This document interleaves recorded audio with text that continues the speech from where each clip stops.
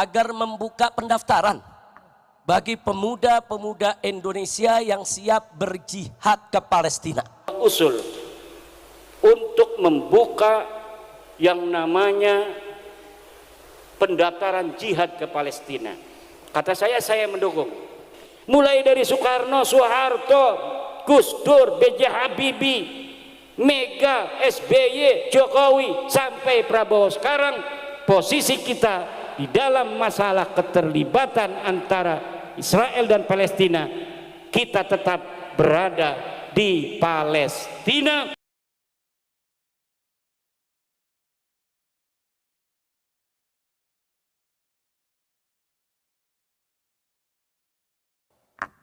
Saya sepakat dengan Kiai Haji Muhyiddin Junaidi tadi, luar biasa. Beliau mengusulkan kepada Bapak Presiden Prabowo yang sejak awal sudah memberikan dukungan terhadap perjuangan Palestina agar membuka pendaftaran bagi pemuda-pemuda Indonesia yang siap berjihad ke Palestina.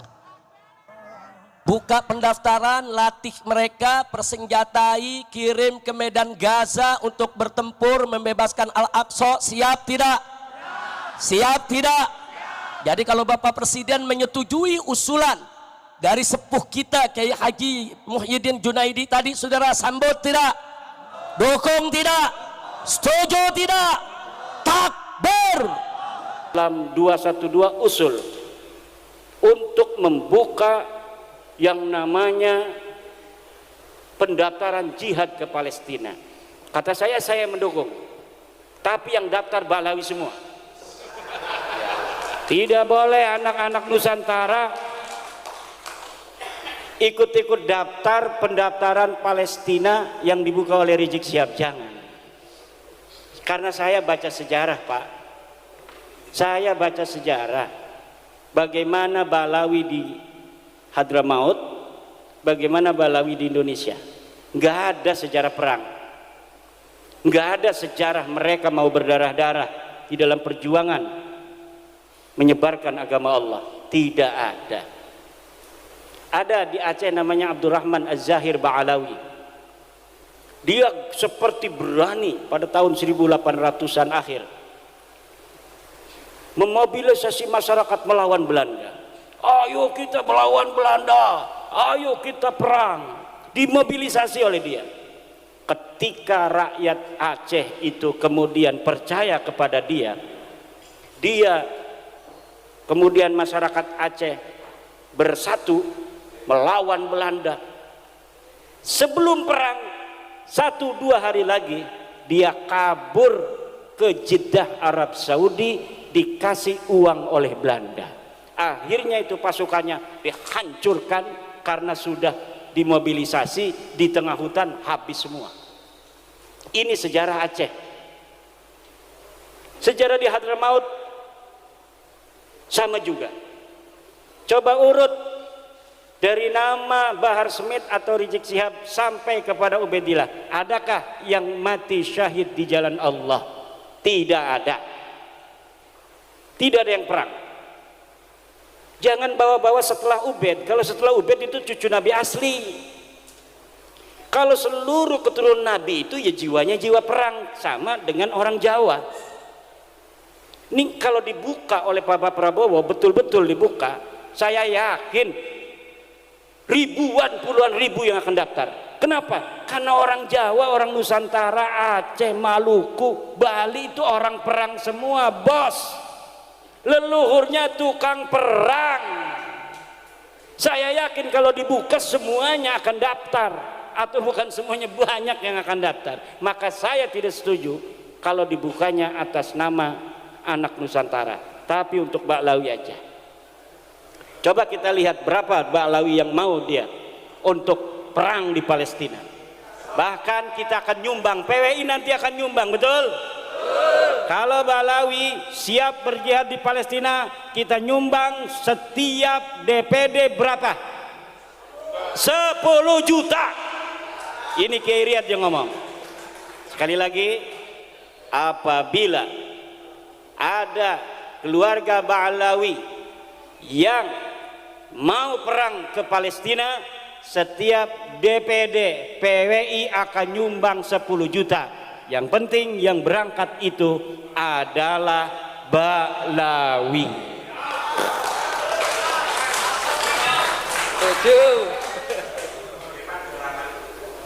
Kita lihat, tapi kalau yang dibukanya silakan seluruh pemuda Indonesia, saya yakin terutama daerah-daerah ini nih, Demak, Bintoro, Blora, Aryo Penangsang, itu tukang perang kabeh, ngerisikaken, Banten, Cirebon, Aceh, Pagaruyung dan lain sebagainya, Maluku, Papua, tukang perang kabeh. Ada yang lagi stres dia itu gara-gara kalah di DPRD, kalah bupati segala macam, pasti dia ikut ke Palestina itu. Makanya jangan Pak Prabowo, jangan dibuka. Karena apa? Kita bukan penakut, Indonesia bukan penakut, tapi kita untuk perang di luar negeri itu membutuhkan pemahaman akan geopolitik global. Yang tahu geopolitik global itu pemerintah. Pemerintah sudah mengkalkulasi penting tidak, perlu atau tidak kita mengirim bantuan personil ke Palestina. Lah kalau tidak menghitung geopolitik, di Israel itu di Palestina pinggir-pinggirnya ada Iran bos, ada Mesir, ada Irak, ada Yordan, ada Suriah, Yaman nyebrang. Tapi kenapa mereka tidak datang ke Palestina? Geopolitik global tidak memungkinkan. Lah ujuk-ujuk orang Indonesia mau datang ke Palestina, baru turun di bandara udah dibredel semua. Ini belum lagi secara syar'inya, orang berjihad itu ada surut, ada arkan bos. Mata yajibul jihadulana, kapan jihad itu wajib? Jihad itu wajib ada 3 hal.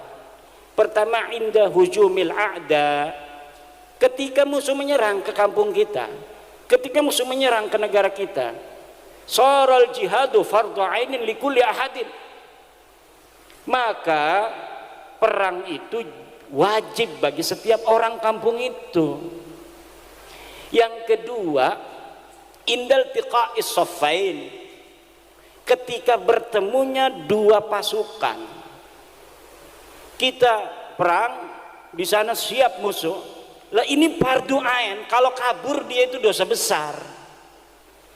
Yang ketiga adalah bistinfaril imam,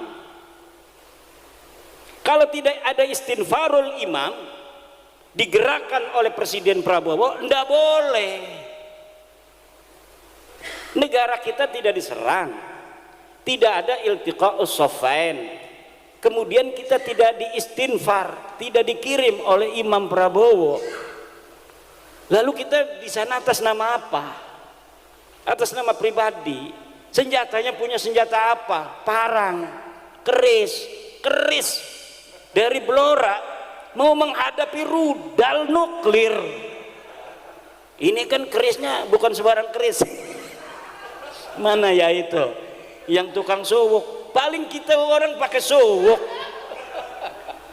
suwuk, jimat al-aufak kabeh. Ada kalau PWI itu nggak usah ditulis-tulis, kitabnya aja beli katanya di toko kitab al-aufak dibawa-bawa di tas. Saya pernah begitu, itu ada teman saya,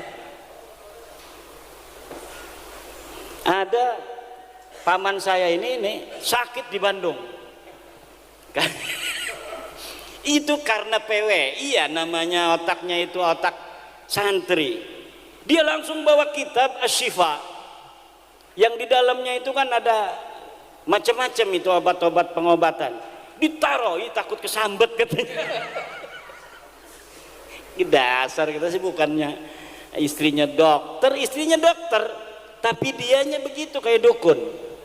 Bukannya diobatin pakai obat, ini malah bawa-bawa kitab, wapaknya itu ditaruh di dadanya. Masya Allah, dasar santri. Nah ini kita sekarang ini menghadapi perang yang asimetris. Perang asimetris ini ada taktik tersendiri, bos. Serahkan pada negara. Nanti negara, Pak Prabowo beserta kabinetnya yang memikirkan, kalau misalnya kita mau membantu Palestina, dengan cara apa yang bermanfaat? Kalau dengan personil, apakah ini akan menyelesaikan masalah? Coba contoh PBNU. PBNU itu cerdas dalam masalah Palestina. Dia undang itu dari Palestina, pimpinan Palestina baru sehari atau 2 hari, dibiayai oleh PBNU, dibelikan tiket, disiapkan keamanan, suruh datang ke PBNU.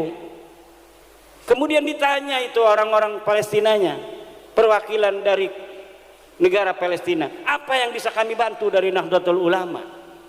Kita NU sudah ngirimin miliaran rupiah langsung ke yang berhak, bukan seperti yang lain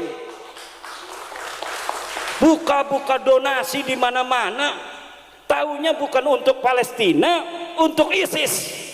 Seperti ACT itu, ACT 2000 berapa itu telah terbukti bahwa dana-dana yang katanya untuk Palestina, dana-dana yang katanya untuk kemanusiaan, ternyata dikirimkan untuk ISIS, organisasi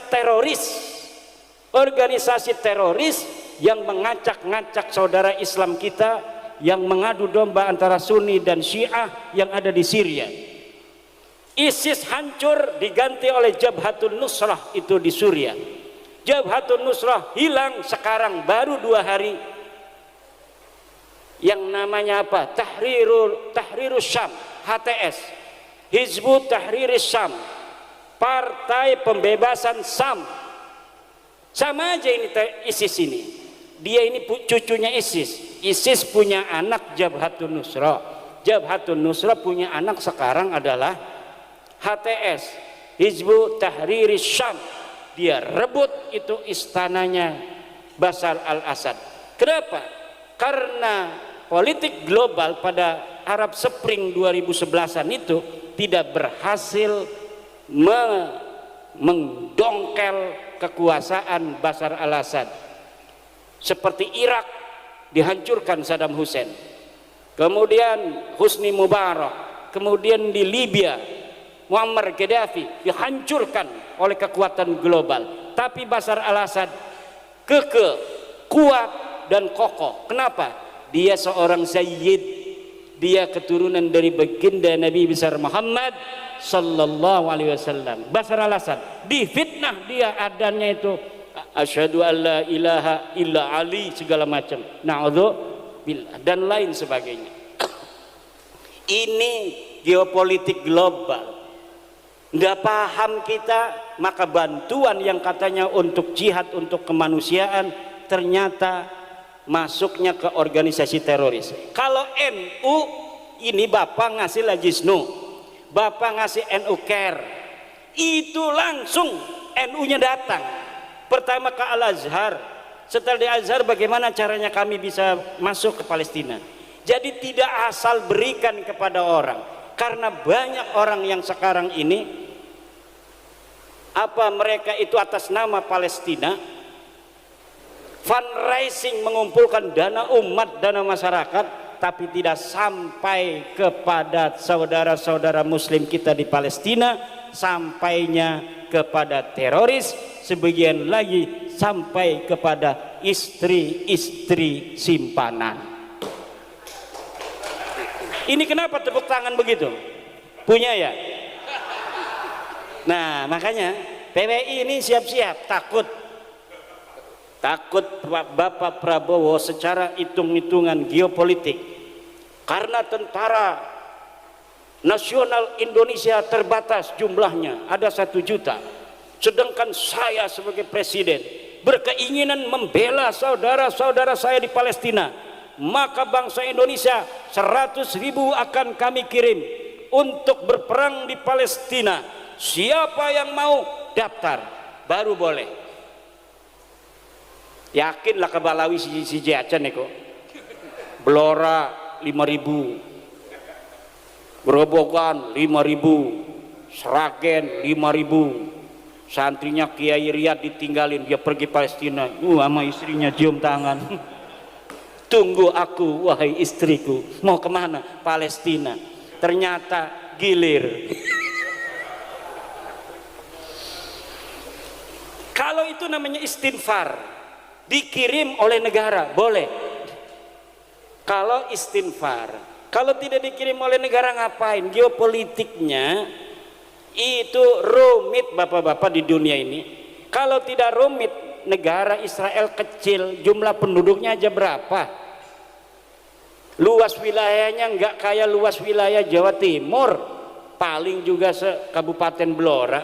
Tapi kenapa begitu kuat dia sejak 1948 sampai sekarang?